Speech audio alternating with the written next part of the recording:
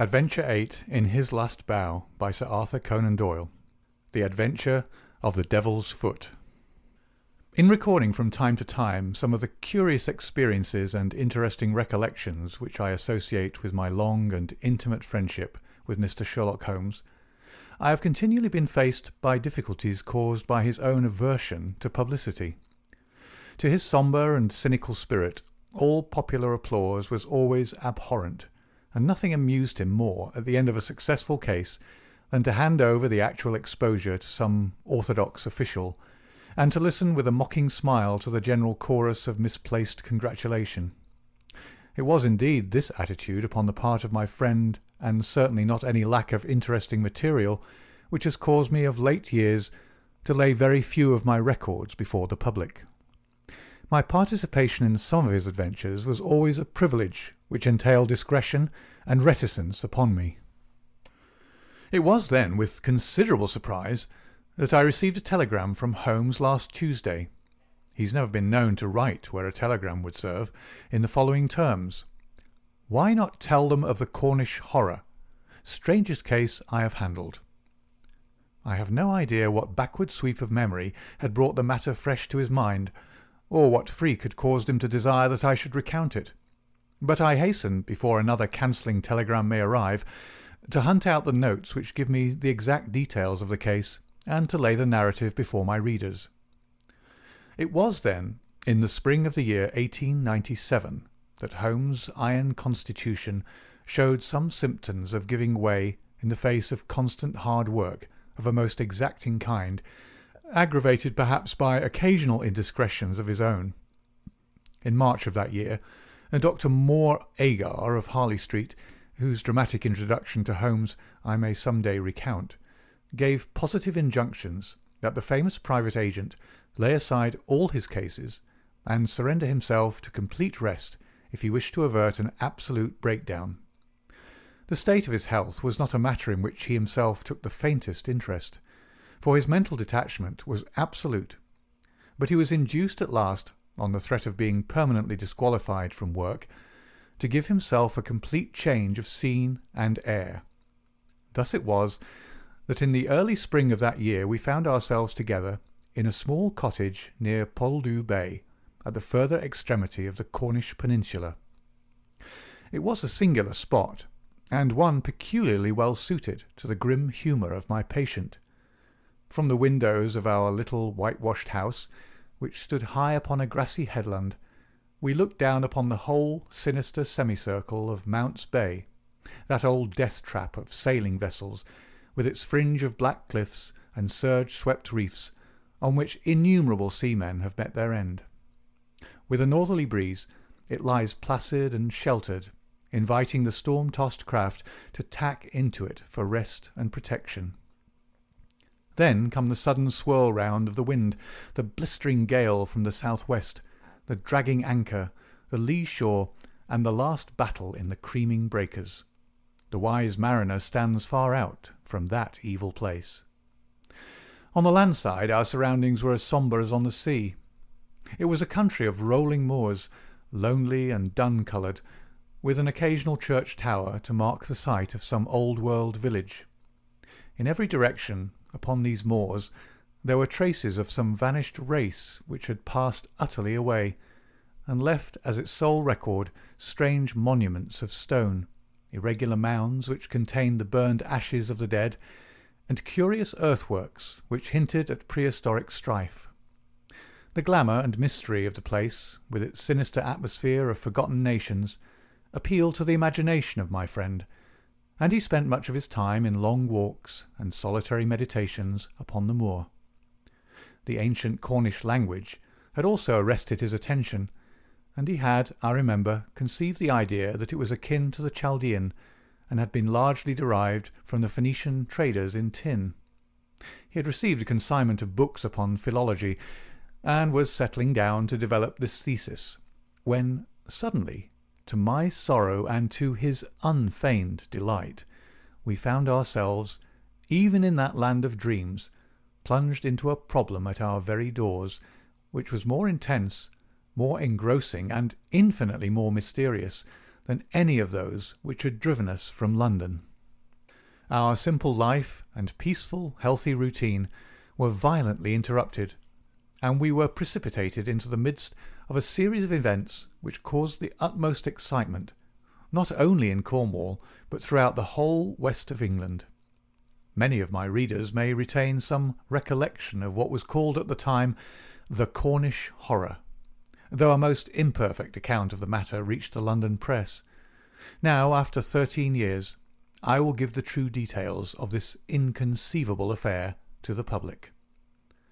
I have said that scattered towers marked the villages which dotted this part of Cornwall. The nearest of these was the hamlet of Tredannick where the cottages of a couple of hundred inhabitants clustered round an ancient moss-grown church. The vicar of the parish, Mr. Roundhay, was something of an archaeologist, and as such Holmes had made his acquaintance. He was a middle-aged man, portly and affable, with a considerable fund of local lore. At his invitation we had taken tea at the vicarage, and had come to know also Mr. Mortimer Tregennis, an independent gentleman who increased the clergyman's scanty resources by taking rooms in his large, straggling house. The vicar, being a bachelor, was glad to come to such an arrangement, though he had little in common with his lodger, who was a thin, dark, spectacled man, with a stoop which gave the impression of actual physical deformity. I remember that during our short visit we found the vicar garrulous, but his lodger strangely reticent, a sad-faced, introspective man, sitting with averted eyes, brooding apparently upon his own affairs. These were the two men who entered abruptly into our little sitting-room on Tuesday, March the 16th, shortly after our breakfast hour, as we were smoking together, preparatory to our daily excursion upon the moors. "Mr. Holmes," said the vicar in an agitated voice, "the most extraordinary and tragic affair has occurred during the night. It is the most unheard-of business. We can only regard it as a special providence that you should chance to be here at the time, for in all England you are the one man we need." I glared at the intrusive vicar with no very friendly eyes, but Holmes took his pipe from his lips and sat up in his chair like an old hound who hears the view hallo. He waved his hand to the sofa, and our palpitating visitor with his agitated companion sat side by side upon it. Mr. Mortimer Tregennis was more self-contained than the clergyman, but the twitching of his thin hands and the brightness of his dark eyes showed that they shared a common emotion. "Shall I speak or you?" he asked of the vicar. "Well, as you seem to have made the discovery, whatever it may be, and the vicar to have had it second-hand, perhaps you'd better do the speaking," said Holmes. I glanced at the hastily clad clergyman with the formally dressed lodger seated beside him, and was amused at the surprise which Holmes's simple deduction had brought to their faces. "Perhaps I'd best say a few words first," said the vicar, "and then you can judge if you will listen to the details from Mr. Tregennis, or whether we should not hasten at once to the scene of this mysterious affair. I may explain, then, that our friend here spent last evening in the company of his two brothers, Owen and George, and of his sister Brenda, at their house of Tredannick, which is near the old stone across upon the moor. He left them shortly after 10 o'clock, playing cards round the dining-room table, in excellent health and spirits. This morning, being an early riser, he walked in that direction before breakfast, and was overtaken by the carriage of Dr. Richards, who explained that he had just been sent for on a most urgent call to Tredannick. Mr. Mortimer Tregennis naturally went with him. When he arrived at Tredannick, he found an extraordinary state of things. His two brothers and his sister were seated round the table exactly as he left them, the cards still spread in front of them, and the candles burned down to their sockets. The sister lay back stone-dead in her chair, while the two brothers sat on each side of her, laughing, shouting, and singing, the senses stricken clean out of them. All three of them, the dead woman and the two demented men, retained upon their faces an expression of the utmost horror, a convulsion of terror which was dreadful to look upon. There was no sign of the presence of anyone in the house, except Mrs. Porter, the old cook and housekeeper, who declared that she had slept deeply and heard no sound during the night. Nothing had been stolen or disarranged, and there is absolutely no explanation of what the horror can be which has frightened a woman to death and two strong men out of their senses. There's the situation, Mr. Holmes, in a nutshell, and if you can help us to clear it up, you will have done a great work." I had hoped that in some way I could coax my companion back into the quiet which had been the object of our journey, but one glance at his intense face and contracted eyebrows told me how vain was now the expectation. He sat for some little time in silence, absorbed in the strange drama which had broken in upon our peace. "I will look into this matter," he said at last. "On the face of it would appear to be a case of very exceptional nature. Have you been there yourself, Mr. Roundhay?" "No, Mr. Holmes. Mr. Tregennis brought back the account to the vicarage, and I at once hurried over with him to consult you." "How far is it to the house where this singular tragedy occurred?" "About a mile inland." "Then we shall walk over together. But before we start, I must ask you some questions, Mr. Mortimer Tregennis." The other had been silent all this time, but I had observed that his more controlled excitement was even greater than the obtrusive emotion of the clergyman. He sat with a pale, drawn face, his anxious gaze fixed upon Holmes, and his thin hands clasped convulsively together. His pale lips quivered as he listened to the dreadful experience which had befallen his family, and his dark eyes seemed to reflect something of the horror of the scene. "Ask what you like, Mr. Holmes," said he eagerly. "It is a bad thing to speak of, but I will answer you the truth." "Tell me about last night." "Well, Mr. Holmes, I supped there, as the vicar has said, and my elder brother George proposed a game of whist afterwards. We sat down about 9 o'clock. It was 10:15 when I moved to go. I left them all round the table, as merry as could be." "Who let you out?" "Mrs. Porter had gone to bed, so I let myself out. I shut the hall door behind me. The window of the room in which they sat was closed, but the blind was not drawn down. There was no change in door or window this morning, or any reason to think that any stranger had been to the house. Yet there they sat, driven clean mad with terror, and Brenda lying dead of fright with her head hanging over the arm of the chair. I'll never get the sight of that room out of my mind, so long as I live." "The facts as you state them are certainly most remarkable," said Holmes. "I take it that you have no theory yourself which can in any way account for them?" "It's devilish, Mr. Holmes, devilish," cried Mortimer Tregennis. "It is not of this world. Something has come into that room which has dashed the light of reason from their minds. What human contrivance could do that?" "I fear," said Holmes, "that if the matter is beyond humanity, it is certainly beyond me. Yet we must exhaust all natural explanations before we fall back upon such a theory as this. As to yourself, Mr. Tregennis, I take it you were divided in some way from your family since they lived together, and you had some rooms apart." "That is so, Mr. Holmes, though the matter is past and done with. We were a family of tin miners at Redruth, but we sold our venture to a company, and so retired with enough to keep us. I won't deny that there was some feeling about the division of the money, and it stood between us for a time, but it was all forgiven and forgotten, and we were the best of friends together. Looking back at the evening which you spent together, does anything stand out in your memory as throwing any possible light upon the tragedy? Think carefully, Mr. Tregennis, for any clue which can help me." "There's nothing at all, sir." "Your people were in their usual spirits?" "Never better." "Were they nervous people? Did they ever show any apprehension of coming danger?" "Nothing of the kind." "You have nothing to add, then, which could assist me?" Mortimer Tregennis considered earnestly for a moment. "There is one thing occurs to me," said he at last. "As we sat at the table, my back was to the window, and my brother George, he being my partner at cards, was facing it. I saw him once look hard over my shoulder, so I turned round and looked also. The blind was up and the window shut, but I could just make out the bushes on the lawn, and it seemed to me for a moment that I saw something moving among them. I couldn't even say if it was man or animal, but I just thought there was something there. When I asked him what he was looking at, he told me that he had the same feeling. That is all that I can say." "Did you not investigate?" "No, the matter passed as unimportant."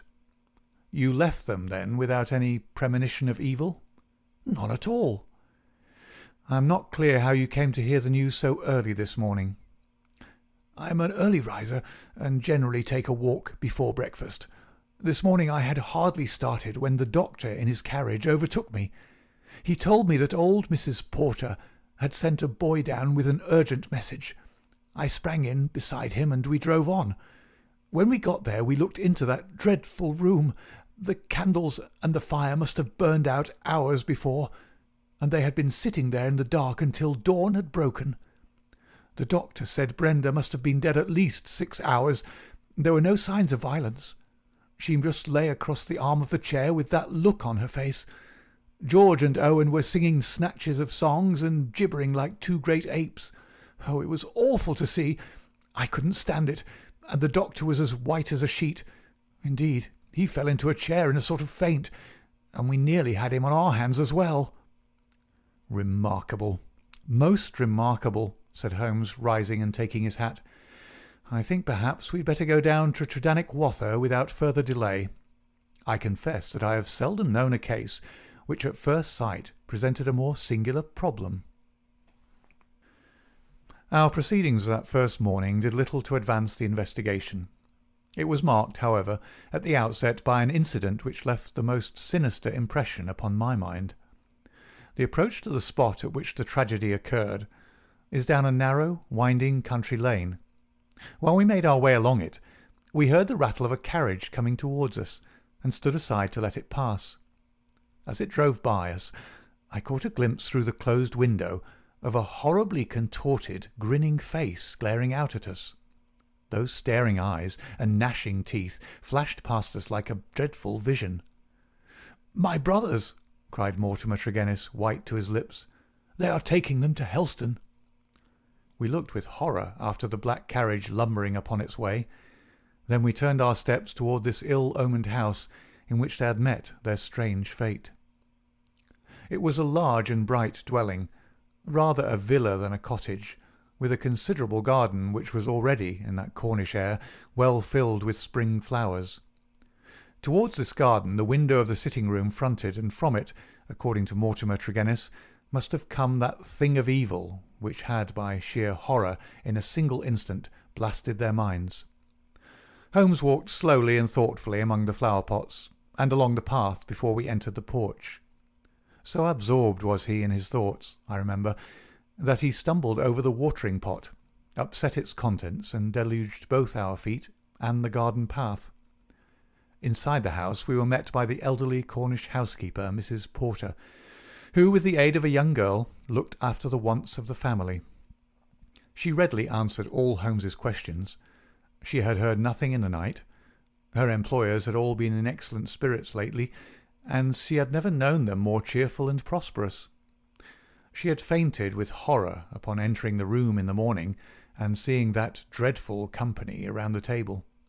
She had, when she recovered, thrown open the window to let the morning air in, and had run down to the lane, when she sent a farm lad for the doctor. The lady was on her bed upstairs if we cared to see her. It took 4 strong men to get the brothers into the asylum carriage. She would not herself stay in the house another day, and was starting that very afternoon to rejoin her family at St. Ives. We ascended the stairs and viewed the body. Miss Brenda Tregennis had been a very beautiful girl, though now verging upon middle age. Her dark, clear-cut face was handsome even in death, but there still lingered upon it something of that convulsion of horror which had been her last human emotion. From her bedroom we descended to the sitting-room, where this strange tragedy had actually occurred. The charred ashes of the overnight fire lay in the grate. On the table were the 4 guttered and burned-out candles, with the cards scattered over its surface. The chairs had been moved back against the walls, but all else was as it had been the night before. Holmes paced with light, swift steps about the room. He sat in the various chairs, drawing them up and reconstructing their positions. He tested how much of the garden was visible. He examined the floor, the ceiling, and the fireplace, but never once did I see that sudden brightening of his eyes and tightening of his lips which would have told me that he saw some gleam of light in this utter darkness. "Why a fire?" he asked once. "Had they always a fire in this small room on a spring evening?" Mortimer Tregennis explained that the night was cold and damp. For that reason, after his arrival, the fire was lit. "What are you going to do now, Mr. Holmes?" he asked. My friend smiled and laid his hand upon my arm. "I think, Watson, that I shall resume that course of tobacco poisoning which you have so often and so justly condemned," said he. "With your permission, gentlemen, we will now return to our cottage, for I am not aware that any new factor is likely to come to our notice here. I will turn the facts over in my mind, Mr. Tregennis, and should anything occur to me, I will certainly communicate with you and the vicar. In the meantime, I wish you both good morning." It was not until long after we were back in Poldhu Cottage that Holmes broke his complete and absorbed silence. He sat coiled in his armchair, his haggard and ascetic face hardly visible amid the blue swirl of his tobacco smoke, his black brows drawn down, his forehead contracted, his eyes vacant and far away. Finally he laid down his pipe and sprang to his feet. "It won't do, Watson," said he with a laugh. "Let us walk along the cliffs together and search for flint arrows. We are more likely to find them than clues to this problem. To let the brain work without sufficient material is like racing an engine. It racks itself to pieces. The sea air, sunshine, and patience, Watson. All else will come. Now let us calmly define our position, Watson," he continued as we skirted the cliffs together. "Let us get a firm grip of the very little which we do know, so that when fresh facts arise we may be ready to fit them into their places.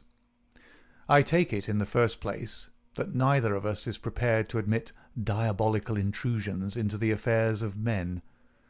Let us begin by ruling that entirely out of our minds. Very good. There remain 3 persons who have been grievously stricken by some conscious or unconscious human agency. That is firm ground. Now, when did this occur? Evidently, assuming his narrative to be true, it was immediately after Mr. Mortimer Tregennis had left the room. That is a very important point. The presumption is that it was within a few minutes afterwards. The cards still lay upon the table. It was already past their usual hour for bed, yet they had not changed their position or pushed back their chairs. I repeat, then, that the occurrence was immediately after his departure, and not later than 11 o'clock last night. Our next obvious step is to check, so far as we can, the movements of Mortimer Tregennis after he left the room. In this there is no difficulty, and they seem to be above suspicion. Knowing my methods as you do, you were, of course, conscious of the somewhat clumsy water-pot expedient by which I obtained a clearer impress of his foot than might otherwise have been possible. The wet, sandy path took it admirably. Last night was also wet, you will remember, and it was not difficult, having obtained a sample print, to pick out his track among others and to follow his movements. He appears to have walked away swiftly in the direction of the vicarage. If, then, Mortimer Tregennis disappeared from the scene, and yet some outside person affected the card-players, how can we reconstruct that person, and how was such an impression of horror conveyed? Mrs. Porter may be eliminated. She is evidently harmless. Is there any evidence that someone crept up to the garden window and in some manner produced so terrific an effect that he drove those who saw it out of their senses? The only suggestion in this direction comes from Mortimer Tregennis himself, who says that his brother spoke about some movement in the garden. That is certainly remarkable, as the night was rainy, cloudy, and dark. Anyone who had the design to alarm these people would be compelled to place his very face against the glass before he could be seen. There is a 3-foot flower border outside this window, but no indication of a footmark. It is difficult to imagine, then, how an outsider could have made so terrible an impression upon the company, nor have we found any possible motive for so strange and elaborate an attempt. You perceive our difficulties, Watson." "They are only too clear," I answered with conviction. "And yet with a little more material we may prove that they are not insurmountable," said Holmes. "I fancy that among your extensive archives, Watson, you may find some which were nearly as obscure. Meanwhile we shall put the case aside until more accurate data are available, and devote the rest of our morning to the pursuit of Neolithic man." I may have commented upon my friend's power of mental detachment, but never have I wondered at it more than upon that spring morning in Cornwall, when for 2 hours he discoursed upon celts, arrowheads, and shards, as lightly as if no sinister mystery were waiting for his solution. It was not until we had returned in the afternoon to our cottage that we found a visitor awaiting us, who soon brought our minds back to the matter in hand. Neither of us needed to be told who that visitor was.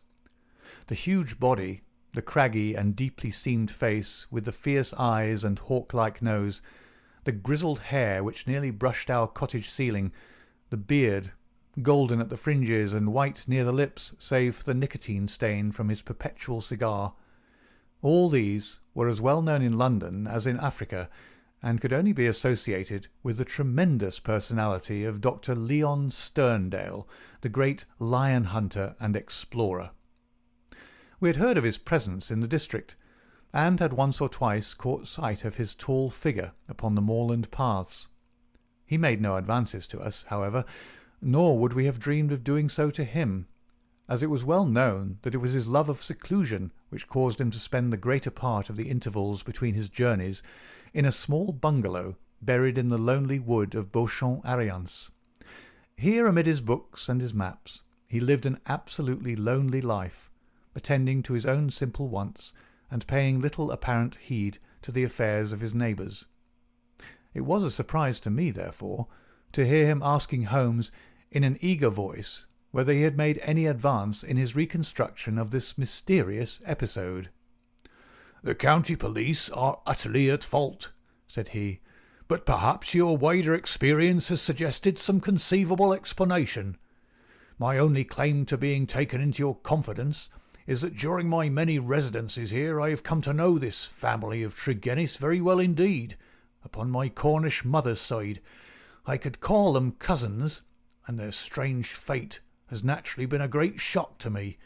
I may tell you that I have got as far as Plymouth upon my way to Africa, but the news reached me this morning, and I came straight back again to help in the inquiry." Holmes raised his eyebrows. "Did you lose your boat through it?" "I will take the next." "Dear me, that is friendship indeed." "I tell you, they were relatives." "Quite so. Cousins of your mother. Was your baggage aboard the ship?"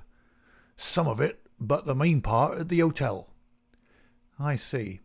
But surely this event could not have found its way into the Plymouth morning papers?" "No, sir. I had a telegram." "Might I ask from whom?" A shadow passed over the gaunt face of the explorer. "You are very inquisitive, Mr. Holmes." "It is my business." With an effort Dr. Sterndale recovered his ruffled composure. "I have no objection to telling you," he said. "It was Mr. Rounday, the vicar, who sent me the telegram which recalled me." "Thank you," said Holmes. "I may say in answer to your original question that I have not cleared my mind entirely on the subject of this case, but that I have every hope of reaching some conclusion. It would be premature to say more." "Perhaps you would not mind telling me if your suspicions point in any particular direction?" "No, I can hardly answer that." "Then I have wasted my time and need not prolong my visit." The famous doctor strode out of our cottage in considerable ill humour, and within 5 minutes Holmes had followed him. I saw him no more until the evening, when he returned with a slow step and haggard face, which assured me that he had made no great progress with his investigation. He glanced at a telegram which awaited him, and threw it into the grate. "From the Plymouth Hotel, Watson," he said. "I learned the name of it from the vicar, and I wired to make certain that Dr. Leon Sterndale's account was true. It appears that he did indeed spend last night there, and that he has actually allowed some of his baggage to go on to Africa, while he returned to be present at this investigation. What do you make of that, Watson?" "He's deeply interested." "Deeply interested. Yes. There is a thread here which we have not yet grasped, and which might lead us through the tangle. Cheer up, Watson, for I am very sure that our material has not yet all come to hand. When it does, we may soon leave our difficulties behind us." Little did I think how soon the words of Holmes would be realized, or how strange and sinister would be that new development which opened up an entirely fresh line of investigation. I was shaving at my window in the morning when I heard the rattle of hoofs, and looking up saw a dog-cart coming at a gallop down the road. It pulled up at our door, and our friend the vicar sprang from it and rushed up our garden path. Holmes was already dressed, and we hastened down to meet him. Our visitor was so excited that he could hardly articulate, but at last, in gasps and bursts, his tragic story came out of him. "We are devil-ridden, Mr. Holmes. My poor parish is devil-ridden," he cried. "Satan himself is loose in it. We are given over into his hands." He danced about in his agitation, a ludicrous object if it were not for his ashy face and startled eyes. Finally he shot out his terrible news. "Mr. Mortimer Tregennis died during the night, and with exactly the same symptoms as the rest of his family." Holmes sprang to his feet, all energy in an instant. "Can you fit us both into your dog-cart?" "Yes, I can." "Then, Watson, we will postpone our breakfast. Mr. Roundhay, we are entirely at your disposal. Hurry, hurry, before things get disarranged." The lodger occupied 2 rooms at the vicarage, which were in an angle by themselves, the one above the other. Below was a large sitting-room, above his bedroom. They looked out upon a croquet lawn which came up to the windows. We had arrived before the doctor or the police, so that everything was absolutely undisturbed. Let me describe exactly the scene as we saw it upon that misty March morning. It has left an impression which can never be effaced from my mind. The atmosphere of the room was of a horrible and depressing stuffiness. The servant, who had first entered, had thrown up the window, or it would have been even more intolerable. This might partly be due to the fact that a lamp stood flaring and smoking on the centre table. Beside it sat the dead man, leaning back in his chair, his thin beard projecting, his spectacles pushed up onto his forehead, and his lean dark face turned towards the window and twisted into the same direction of terror which had marked the features of his dead sister. His limbs were convulsed, and his fingers contorted, as though he had died in a very paroxysm of fear. He was fully clothed, though there were signs that his dressing had been done in a hurry. We had already learned that his bed had been slept in, and that the tragic end had come to him in the early morning. One realized the red-hot energy which underlay Holmes's phlegmatic exterior when one saw the sudden change which came over him from the moment that he entered the fatal apartment. In an instant he was tense and alert, his eyes shining, his face set, his limbs quivering with eager activity. He was out on the lawn, in through the window, round the room, and up into the bedroom, for all the world like a dashing foxhound drawing a cover. In the bedroom he made a rapid cast around, and ended by throwing open the window, which appeared to give him some fresh cause for excitement, for he leaned out of it with loud ejaculations of interest and delight. Then he rushed down the stair, out through the open window, threw himself upon his face on the lawn, sprang up and into the room once more, all with the energy of the hunter who is at the very heels of his quarry. The lamp, which was an ordinary standard, he examined with minute care, making certain measurements upon its bowl. He carefully scrutinized with his lens the talc shield which covered the top of the chimney, and scraped off some ashes which adhered to its upper surface, putting some of them into an envelope, which he placed in his pocket-book. Finally, just as the doctor and the official police put in an appearance, he beckoned to the vicar and we all three went out upon the lawn. "I am glad to say that my investigation has not been entirely barren," he remarked.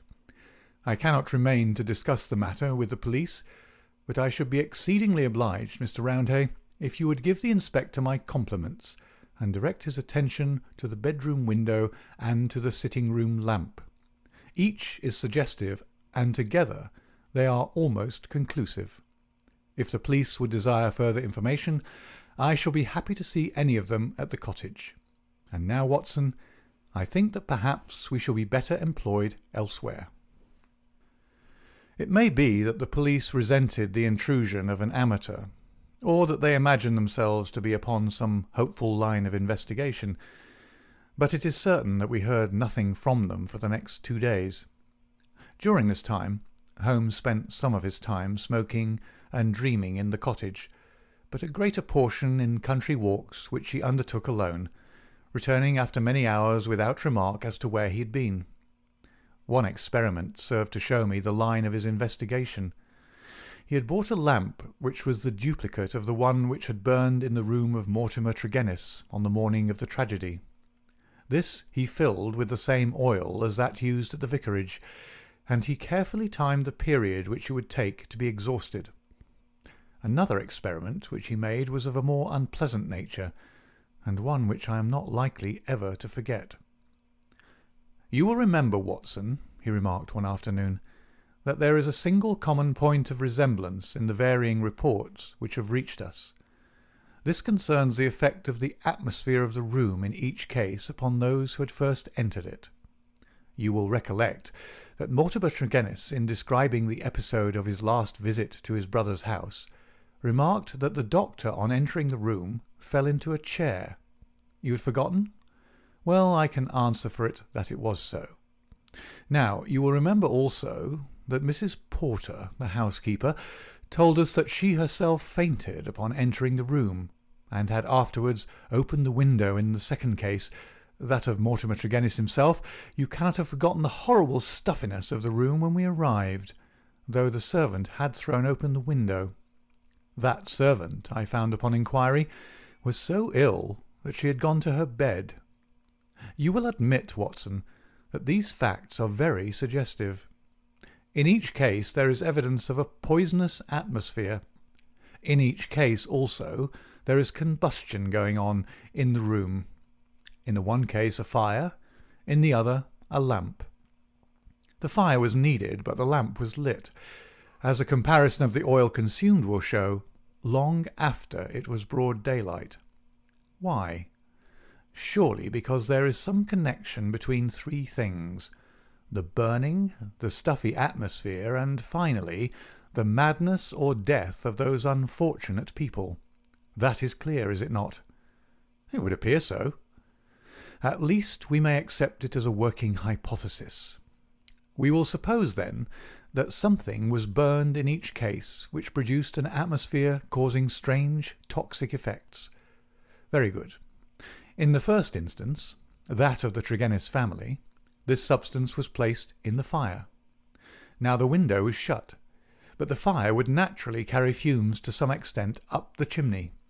Hence one would expect the effects of the poison to be less than in the second case, where there was less escape for the vapour. The result seems to indicate that it was so, since in the first case only the woman, who had presumably the more sensitive organism, was killed, the others exhibiting that temporary or permanent lunacy which is evidently the first effect of the drug. In the second case the result was complete. The facts, therefore, seem to bear out the theory of a poison which worked by combustion. With this train of reasoning in my head, I naturally looked about in Mortimer Tregennis's room to find some remains of this substance. The obvious place to look was the talc shelf, or smoke guard of the lamp. There, sure enough, I perceived a number of flaky ashes, and round the edges a fringe of brownish powder, which had not yet been consumed. Half of this I took as you saw, and I placed it in an envelope. Why half, Holmes? It is not for me, my dear Watson, to stand in the way of the official police force. I leave them all the evidence which I found. The poison still remained upon the talc, had they the wit to find it. Now, Watson, we will light our lamp. We will, however, take the precaution to open our window to avoid the premature decease of 2 deserving members of society, and you will seat yourself near that open window in an armchair, unless, like a sensible man, you determine to have nothing to do with the affair. Oh, you will see it out, will you? I thought I knew my Watson. This chair I will place opposite yours, so that we may be the same distance from the poison and face to face. The door we will leave ajar. Each is now in a position to watch the other and to bring the experiment to an end should the symptoms seem alarming. Is that all clear? Well then, I take our powder, or what remains of it, from the envelope, and I lay it above the burning lamp. So. Now, Watson, let us sit down and await developments. They were not long in coming. I had hardly settled in my chair before I was conscious of a thick, musky odour, subtle and nauseous. At the very first whiff of it, my brain and my imagination were beyond all control. A thick black cloud swirled before my eyes, and my mind told me that in this cloud, unseen as yet, but about to spring out upon my appalled senses, lurked all that was vaguely horrible, all that was monstrous and inconceivably wicked in the universe. Vague shapes swirled and swam amid the dark cloud-bank, each a menace and a warning of something coming, the advent of some unspeakable dweller upon the threshold, whose very shadow would blast my soul. A freezing horror took possession of me. I felt that my hair was rising, that my eyes were protruding, that my mouth was opened and my tongue like leather. The turmoil within my brain was such that something must surely snap. I tried to scream, and was vaguely aware of some hoarse croak which was my own voice, but distant and detached from myself. At the same moment, in some effort of escape, I broke through that cloud of despair and had a glimpse of Holmes's face, white, rigid, and drawn with horror, the very look which I had seen upon the features of the dead. It was that vision which gave me an instant of sanity and of strength. I dashed from my chair, threw my arms round Holmes, and together we lurched through the door, and an instant afterwards had thrown ourselves down upon the grass plot, and were lying side by side, conscious only of the glorious sunshine which was bursting its way through the hellish cloud of terror which had girt us in. Slowly it rose from our souls like the mists from a landscape, until peace and reason had returned, and we were sitting upon the grass, wiping our clammy foreheads and looking with apprehension at each other to mark the last traces of that terrific experience which we had undergone. "Upon my word, Watson," said Holmes at last with an unsteady voice, "I owe you both my thanks and an apology. It was an unjustifiable experiment, even for one's self, and doubly so for a friend. I'm really very sorry." "You know," I answered with some emotion, for I have never seen so much of Holmes's heart before, "that it is my greatest joy and privilege to help you." He relapsed at once into the half-humorous, half-cynical vein which was his habitual attitude to those about him. "It would be superfluous to drive us mad, my dear Watson," said he. "A candid observer would certainly declare that we were so already before we embarked upon so wild an experiment. I confess that I never imagined that the effect would be so sudden and so severe." He dashed into the cottage, and, reappearing with the burning lamp held at full arm's length, he threw it among a bank of brambles. "We must give the room a little time to clear. I take it, Watson, that you have no longer a shadow of a doubt as to how these tragedies were produced?" "None whatever." "But the cause remains as obscure as before. Come into the arbour here and let us discuss it together. That villainous stuff seems still to linger round my throat. I think we must admit that all the evidence points to this man Mortimer Tregennis having been the criminal in the first tragedy, though he was the victim in the second one. We must remember, in the first place, that there is some story of a family quarrel followed by a reconciliation. How bitter that quarrel may have been, or how hollow the reconciliation, we cannot tell. When I think of Mortimer Tregennis, with the foxy face and the small, shrewd, beady eyes behind the spectacles, He is not a man whom I should judge to be of a particularly forgiving disposition. Well, in the next place, you will remember that this idea of someone moving in the garden, which took our attention for a moment from the real cause of the tragedy, emanated from him. He had a motive in misleading us. Finally, if he did not throw the substance into the fire at the moment of leaving the room, who did do so? The affair happened immediately after his departure. Had anyone else come in, the family would certainly have risen from the table.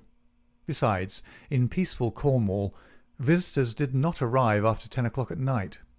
We may take it, then, that all the evidence points to Mortimer Tregennis as the culprit. Then his own death was suicide. Well, Watson, it is on the face of it a not impossible supposition. The man who had the guilt upon his soul of having brought such a fate upon his own family might well be driven by remorse to inflict it upon himself. There are, however, some cogent reasons against it. Fortunately, there is one man in England who knows all about it, and I have made arrangements by which we shall hear the facts this afternoon from his own lips. Ah, he is a little before his time. Perhaps you would kindly step this way, Dr. Leon Sterndale. We have been conducting a chemical experiment indoors which has left our little room hardly fit for the reception of so distinguished a visitor. I had heard the click of the garden gate, and now the majestic figure of the great African explorer appeared upon the path. He turned in some surprise towards the rustic arbour in which we sat. "You sent for me, Mr. Holmes? I had your note about an hour ago, and I have come, though I really do not know why I should obey your summons." "Perhaps we can clear the point up before we separate," said Holmes. "Meanwhile, I am much obliged to you for your courteous acquiescence. You will excuse this informal reception in the open air, but my friend Watson and I have nearly furnished an additional chapter to what the papers call the Cornish Horror, and we prefer a clear atmosphere for the present. Perhaps, since the matters which we have to discuss will affect you personally in a very intimate fashion, it is as well that we should talk where there can be no eavesdropping." The explorer took his cigar from his lips and gazed sternly at my companion.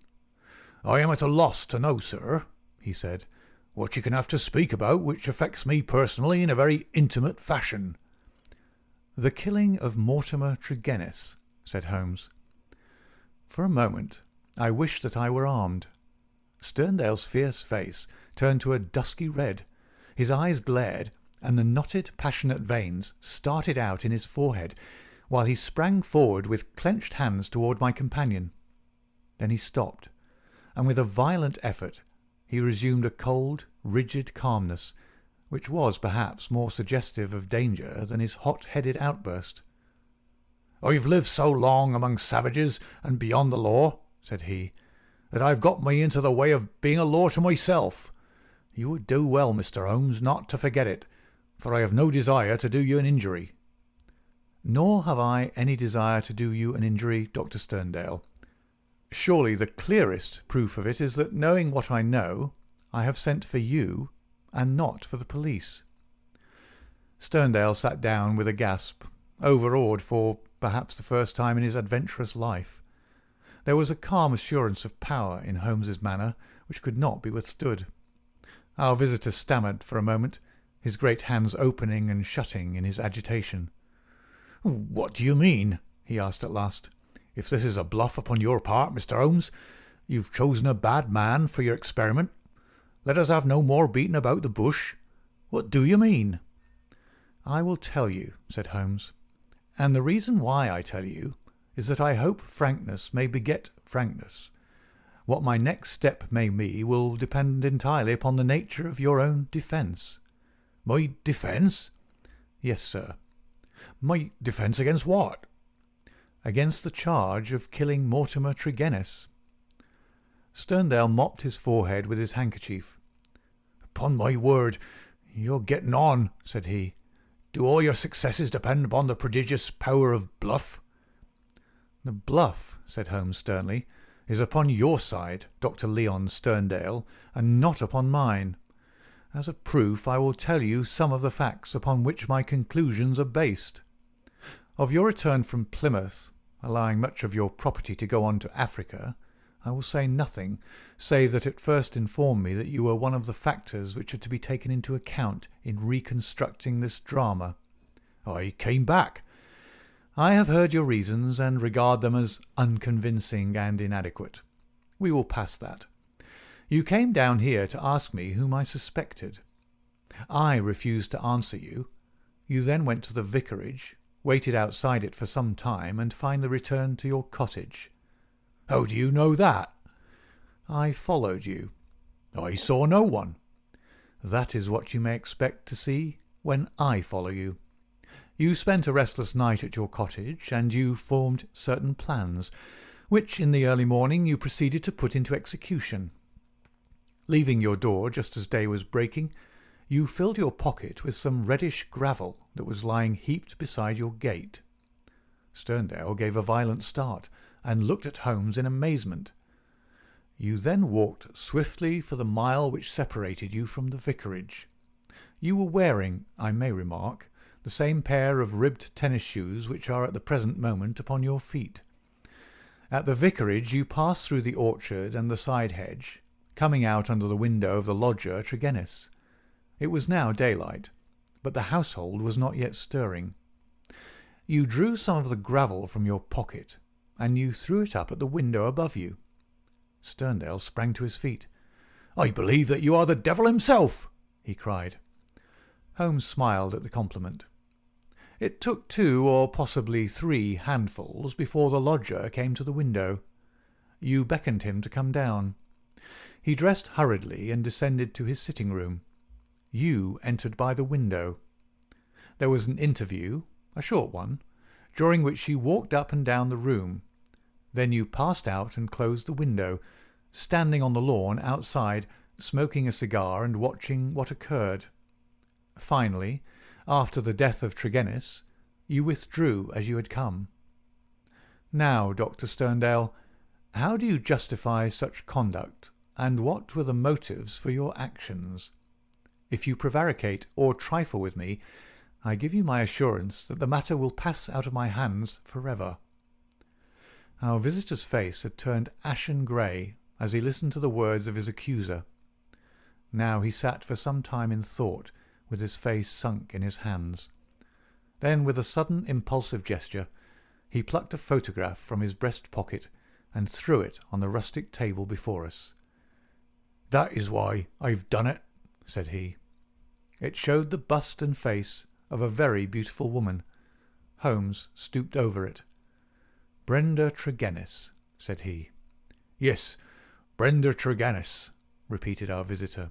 "For years I've loved her. For years she loved me. There is the secret of that Cornish seclusion which people have marvelled at. It has brought me close to the one thing on earth that was dear to me. I could not marry her, for I have a wife who has left me for years, and yet whom, by the deplorable laws of England, I could not divorce. For years Brenda waited. For years I waited. And this is what we have waited for." A terrible sob shook his great frame, and he clutched his throat under his brindled beard.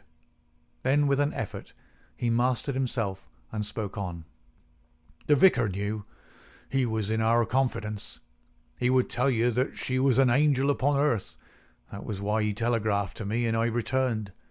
What was my baggage or Africa to me when I learned that such a fate had come upon my darling? There you have the missing clue to my action, Mr. Holmes."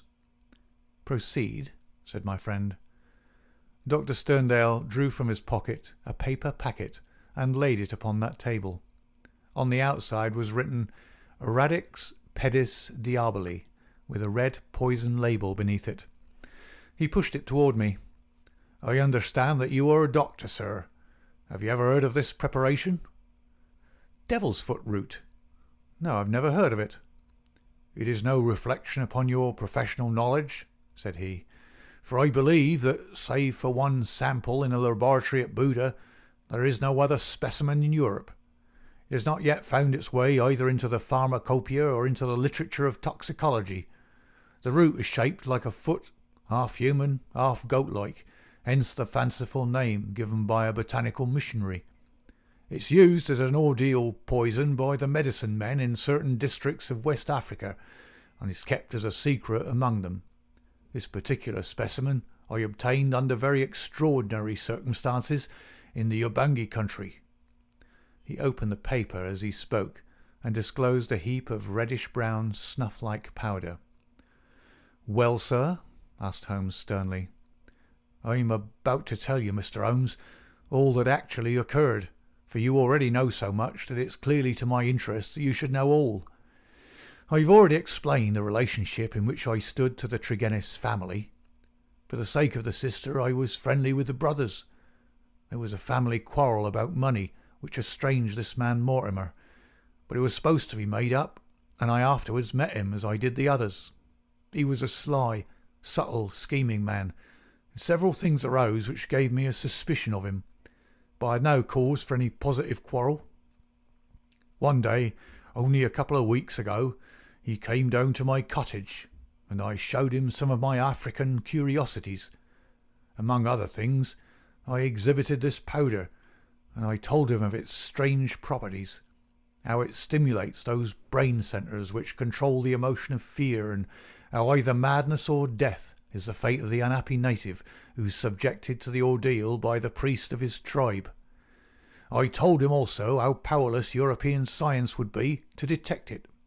How he took it, I cannot say, for I never left the room, but there is no doubt that it was then, while I was opening cabinets and stooping to boxes, that he managed to abstract some of that devil's foot root.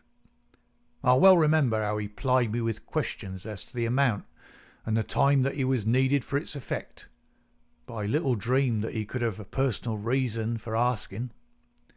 I thought no more of this matter until the vicar's telegram reached me at Plymouth. This villain had thought that I would be at sea before the news could reach me, and that I should be lost for years in Africa. But I returned at once, of course. I couldn't listen to the details without feeling assured that my poison had been used. I came round to see you on the chance that some other explanation had suggested itself to you. But there could be none. I was convinced that Mortimer Tregennis was the murderer, that for the sake of money, and with the idea perhaps that if the other members of his family were all insane, he would be the sole guardian of their joint property. He'd used the devil's foot powder upon them, driven two of them out of their senses, and killed his sister Brenda, the one human being whom I've ever loved or who's ever loved me. There was his crime. What was to be his punishment? Should I appeal to the law? Where were my proofs? I knew that the facts were true, but could I help to make a jury of countrymen believe so fantastic a story? I might or I might not, but I could not afford to fail. My soul cried out for revenge. I have said to you once before, Mr. Holmes, that I have spent much of my life outside the law, as I have come at last to be a law to myself. So it was even now. I determined that the fate which he had given to others should be shared by himself. Either that, or I would do justice upon him with my own hand. In all England there can be no man who sets less value upon his own life than I do at the present moment. Now, I have told you all. You have yourself supplied the rest. I did as you say after a restless night, set off early from my cottage. I foresaw the difficulty of arousing him, so I gathered some gravel from the pile which you have mentioned, and I used it to throw up to his window. He came down and admitted me through the window of the sitting-room. I laid his offence before him. I told him that I had come both as judge and executioner. The wretch sank into a chair, paralysed at the sight of my revolver. I lit the lamp, but the powder above it, and stood outside the window, ready to carry out my threat to shoot him should he try to leave the room. In 5 minutes he died. My God, how he died! But my heart was flint, for he endured nothing which my innocent darling had not felt before him. There's my story, Mr. Holmes. Perhaps if you loved a woman, you'd have done as much yourself. At any rate, I'm in your hands. You can take what steps you like. As I've already said, there's no man living who can fear death less than I do." Holmes sat for some little time in silence. "What were your plans?" he asked at last. I had intended to bury myself in Central Africa. My work there is but half finished." "Go and do the other half," said Holmes. "I, at least, am not prepared to prevent you." Dr. Sterndale raised his giant figure, bowed gravely, and walked from the arbour. Holmes lit his pipe and handed me his pouch. "Some fumes which are not poisonous would be a welcome change," said he. "I think you must agree, Watson, that it is not a case in which we are called upon to interfere. Our investigation has been independent, and our action shall be so also. You would not denounce the man?" "Certainly not," I answered. "I have never loved, Watson, but if I did, and if the woman I loved had met such an end, I might act even as our lawless lion hunter has done. Who knows? Well, Watson, I will not offend your intelligence by explaining what is obvious. The gravel upon the window-sill was, of course, the starting point of my research. It was unlike anything in the vicarage garden. Only when my attention had been drawn to Dr. Sterndale and his cottage did I find its counterpart. The lamp, shining in broad daylight, and the remains of powder upon the shield were successive links in a fairly obvious chain. And now, my dear Watson, I think we may dismiss the matter from our mind and go back with a clear conscience to the study of those Chaldean roots which are surely to be traced in the Cornish branch of the great Celtic speech. End of the adventure of the Devil's Foot.